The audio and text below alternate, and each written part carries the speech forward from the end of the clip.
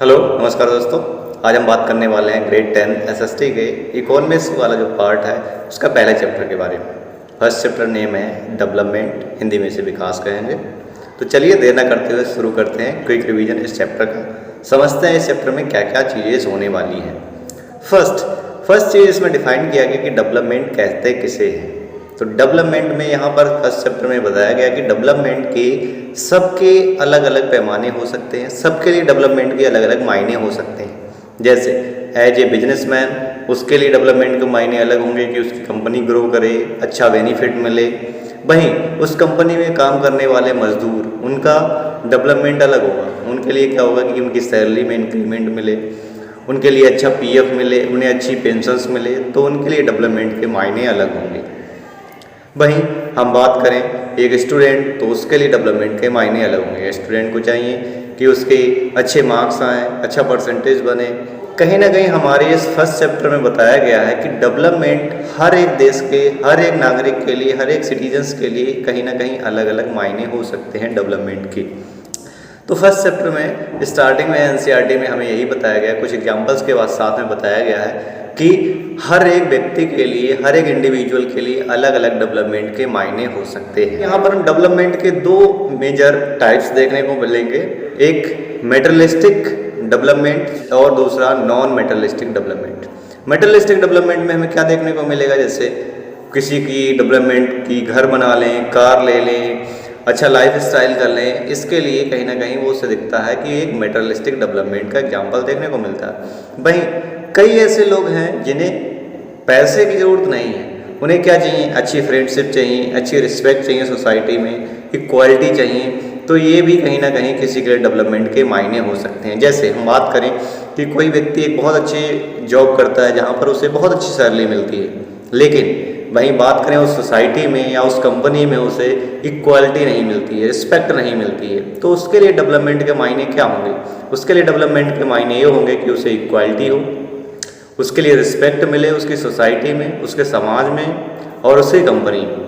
तो कहीं ना कहीं डेवलपमेंट के मायने हर एक व्यक्ति के अलग अलग हो सकते हैं। ऐसे हम बात करें कंट्री वाइज, तो कंट्री में भी अलग अलग डेवलपमेंट के मायने देखे जा सकते हैं। जैसे हम बात करें यूएस के किसी सिटीजन्स के बारे में, तो उसके पास कहीं ना कहीं मेटेरियलिस्टिक डेवलपमेंट अच्छा खासा है। तो वो किन की ओर जाएंगे? वो जाएंगे नॉन मेटेरियलिस्टिक डेवलपमेंट, कि उनकी सोसाइटी में इक्वालिटी हो, रिस्पेक्ट हो, म्यूचुअल अंडरस्टैंडिंग हो। भाई हम अफ्रीका के एक ऐसी कंट्री में चले जाते हैं, नाइजीरिया जैसी कंट्री में, या फिर हम सियरा लियोन में चले जाते हैं, या फिर हम युगांडा में चले जाते हैं, जहाँ का एक सिटीजन्स का डेवलपमेंट के मायने अलग होंगे। उसके लिए मायने होंगे कि वह एक अच्छा उसके लिए प्रॉपर मील मिले, अच्छा भोजन है, अच्छा घर हो। तो कहीं ना कहीं डेवलपमेंट के मायने हर एक कंट्री के, हर एक सिटीजन्स के अलग अलग हो सकते हैं। अगला हमारा टॉपिक दिया है एनसीईआरटी में नेशनल डेवलपमेंट। नेशनल डेवलपमेंट किसे कहते हैं? तो इन ऑल ओवर चीज़ों को मिला के जो डेवलपमेंट बनता है उसे हम नेशनल डेवलपमेंट कहते हैं। जैसे इसमें इंफ्रा देख सकते हैं, एजुकेशन देख सकते हैं, हेल्थ केयर देख सकते हैं, रोडवेज देखते हैं। अगर जिन कंट्रीज़ में इन चीज़ों को कहीं ना कहीं बढ़ावा दिया जाता है तो वहाँ पर माना जाता है कि नेशनल डेवलपमेंट ऑल ओवर अच्छा देखने को मिलता है। और वहीं सबसे एक इम्पोर्टेंट चीज़ की बात की गई, per capita income. Per capita income क्या होता है? हमने 9th में पढ़ा है जीडीपी, ग्रॉस डोमेस्टिक प्रोडक्ट, जिसमें बताया जाता है कि पूरे एक साल में हमारे देश के अंदर जो भी सर्विसेज और गुड्स प्रोड्यूस होते हैं उनका जो फाइनल रेट्स होता है उसे कैलकुलेट करके बताया जाता है कि किसी देश की जीडीपी कितनी है। और उस जीडीपी को हम उस देश की पॉपुलेशन से डिवाइड करने पे हमें प्राप्त होती है पर कैपिटा इनकम, या इसे एवरेज इनकम भी कहा जाता है। एग्जाम्पल के लिए बात करते हैं कि मान लो किसी कंट्री में 5 लोग रहते हैं और वहीं हम जीडीपी की बात करते हैं, उस कंट्री की जीडीपी 500 रुपये। अब कोई व्यक्ति उन 5 में से कोई 50 रुपये कमा रहा है, कोई 100 रुपये कमा रहा है, लेकिन टोटल उनका 500 रुपये हो रहा है। अब हम 500 को 5 से डिवाइड करेंगे तो जो एवरेज इनकम उनकी आई 100 रुपये, ये माना जाएगा कि उनकी पर कैपिटा इनकम है। पर कैपिटा इनकम इस तरीके से निकाली जाती है, जिसके बेसिस पर वर्ल्ड बैंक, आईएमएफ दुनिया भर की कंट्रीज़ को रैंकिंग देती है कि कौन सी कंट्री कितनी डेवलप्ड कंट्री है, कौन सी कंट्री लोअर डेवलप्ड कंट्री है, कौन सी कंट्री पुअर कंट्री है। हमारी एनसीईआरटी में वर्ल्ड बैंक रिपोर्ट का एक डेटा दिया गया है जो 2019 का है, लेकिन लेटेस्ट नहीं दिया गया है। आप लेटेस्ट एक बार ज़रूर अपडेट कर लीजिएगा, ज़रूर देखिएगा।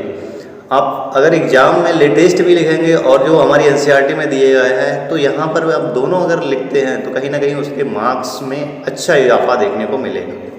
हम इस रिपोर्ट की बात करते हैं, वर्ल्ड बैंक रिपोर्ट 2019, जिसमें बताया गया है $49,300 अगर पर कैपिटा इनकम किसी कंट्री की है या इससे ज़्यादा किसी कंट्री की है तो माना जाता है वो रिच कंट्री की कैटेगरीज में आता है। इसमें मोस्टली यूरोप की कंट्रीज़ और यूएस है, कुवैत है, इन कंट्रीज़ को देखा जाता है, ये रिच कंट्रीज़ के मामले में आती हैं। वही हम बात करें जो 2500 या इससे less dollars per capita income earn करते हैं किसी सिटीजन्स किसी कंट्री के, तो माना जाता है वो पुअर कंट्री है या फिर पुअरेस्ट कंट्री दुनिया में मानी जाती है। ऐसी कई कंट्रीज हमें देखने को मिलती है अफ्रीका के रीजन्स में, एशिया के रीजन्स में।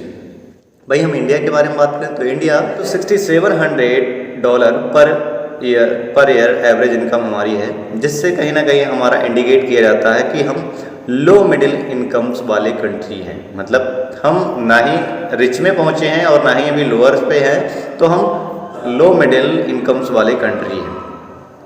तो इस तरीके से वर्ल्ड बैंक द्वारा डिसाइड किया जाता है कि दुनिया भर में किन कंट्रीज़ को रिच कंट्री माना जाएगा, किन कंट्रीज़ को पुअर कंट्रीज माना जाएगा। वहीं हम बात करें अगर पीसीआई को एक तरफ रखें तो कई ऐसी कंट्रीज़ हैं मानती हैं कि पीसीआई कहीं ना कहीं एक जर्नल एक डेटा देता है, इससे उस देश की इक्वालिटी, उस देश के सिटीजन्स के बारे में पूरी हमें डिटेल नहीं देखने को मिलती है।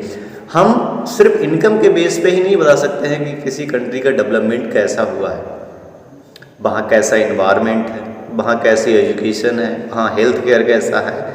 इन चीज़ों को भी कहीं हमें गौर करने की ज़रूरत है। हाल के दिनों में सस्टेनेबल डेवलपमेंट का जब कॉन्सेप्ट आया, ग्लोबल वार्मिंग जैसी चीज़ें हमें देखने को मिली हैं, तो इन मुद्दों को और भी जोर दिया गया है कि हमें सिर्फ पर कैपिटा इनकम के बेस पर ही हमें अब कंट्रीज़ को रैंकिंग नहीं करना चाहिए। हमें ये भी देखना चाहिए कि वहाँ पर इन्वायरमेंट कैसा है, वहाँ पे पॉल्यूशंस की स्थिति क्या है, वहाँ पर इन्वायरमेंट कैसा है, ये मरीन लाइफ कैसी है।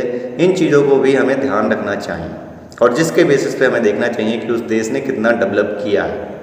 इसके मामले में बात करें तो एशिया का एक कंट्री है भूटान, जिसे इसके मामले में सर्वोत्तम माना जाता है कि वहाँ पर जो इन्वायरमेंट है उसका बहुत अच्छे से ख्याल करके डेवलपमेंट किया जा रहा है।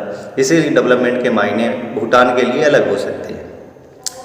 भाई हमारी एनसीईआरटी में 3 स्टेट को कंपेयर किया गया, एक हरियाणा, केरला और बिहार, जिसमें हम 4 चीज़ों के बारे में जानेंगे इन स्टेट्स में क्या होता है। पहली बात की गई है पर कैपिटा इनकम में। पर कैपिटा इनकम में बात करें तो हरियाणा इसमें टॉप पे होगा, सेकंड पे केरला देखने को मिलता है, थर्ड पे बिहार देखने को मिलता है।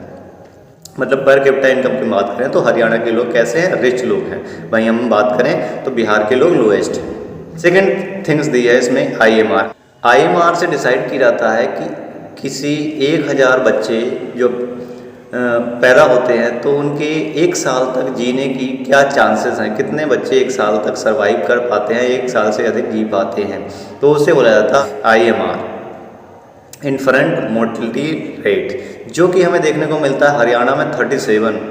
वहीं हम लोग केरला की बात करें तो 7 है और वहीं हम लोग बिहार की बात करें तो ये 40 के आसपास देखने को मिलता है।